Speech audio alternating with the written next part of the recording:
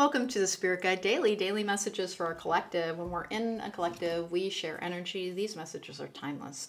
We're going to be getting a fortune reading card. The Golden Wheel Tarot will be bringing us 3 predictive cards. We're going to get a card from the Infinity Oracle. Hey, let's get started here. Before I get started, please don't forget to subscribe. It helps my channel. And if you want to book me for a private reading, there is a link to my website in the description box down below.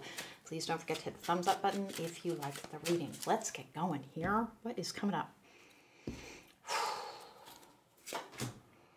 3 of Swords in the upright. Okay, that can be heartbreak. It can be despair. It can be grief. It is also one of the energies for COVID with the 7 of Cups in the upright, which is imagination. It is sometimes fantasy and illusion. It can be things being up in the air as well, and I can see it as a card for spell work. And that's coming out with the 7 of Swords in reverse, which is a card of clarity, but that is also 7 in the upright, 7 in reverse. Remember, when we see a card in the upright and the reverse like that, or a card in the reverse and then the upright, that's referring to the universal energy of downloads, which is about an expansion in a particular area of your life. The 7s are about spiritual enlightenment, managed change, assessing a situation, putting in effort as well. Don't make decisions today based from an emotional place. That is one of the things this is saying, because the 3 of Swords can be about medical situations. It can be about something unexpected having happened in a medical setting. The 3 of Swords can, again, be about COVID. These are timeless readings. We're in the middle of a surge in the United States, so be very careful with your health. The thing is that with that 7 in the upright and the 7 in reverse, I'm not getting a bad vibe from this. It genuinely... Sometimes in the heartbreak, pain, and despair of the 3 of Swords is actually just talking about the need for medical intervention on something. And then sometimes it's also talking about, with this being the early energy, and then it's like you have clarity on your own process. Because the 7 of Cups in the upright really is about like the mental energy of imagining things sometimes. Sometimes it is about kind of torturing yourself almost with things from the past. It's kind of a ruminating energy. And you might have something happen that makes you recall something from the past, but you have greater clarity on it now. It really is almost as if there's a sting to it at all, it's a very, very brief one. It's a very brief one. I have goals. Progress is positive and personal goals will be achieved. That is a good energy for the practical world. Your emotional world looks like you have to be careful with your choices. Like you have to not bring the energy of the past into the present. Very good money energy. The 3 of Swords can be a card of divorce as well.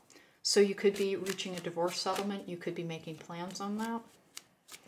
I'm a little flummoxed by this because this 3 of Swords is not giving me even the tiniest like moment of pause.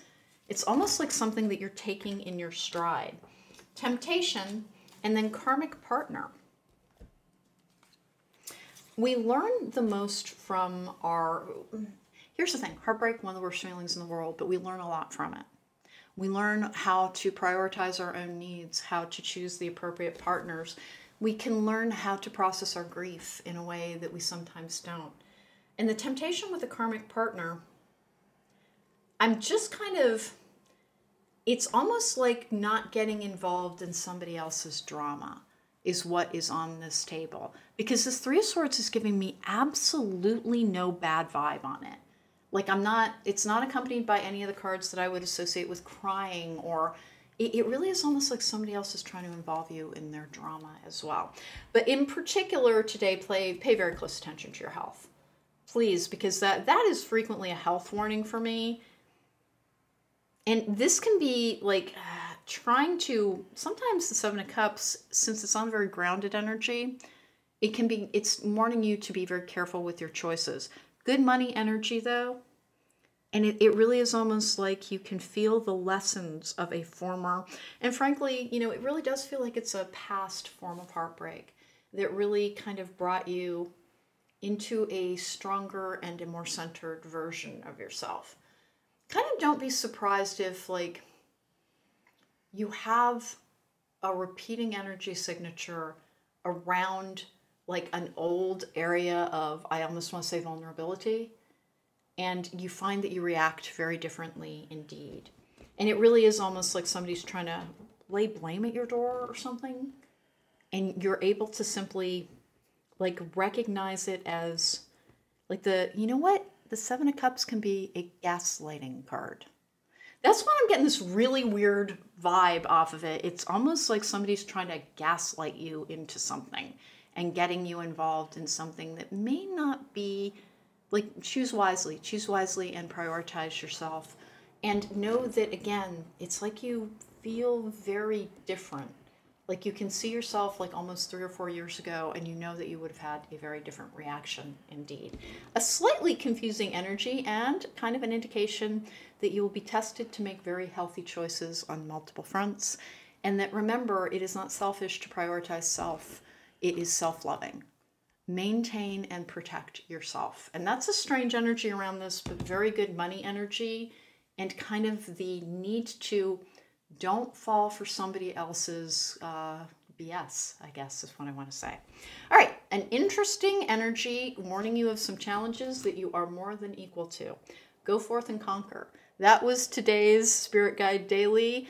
Remember, it's telling you that you can do this, that you learned the lessons that you need to meet any challenges that come your way. Thanks again for joining me. Please don't forget to look for my new podcast, Logical Magic, Examining Esoterica. Take care. Be well.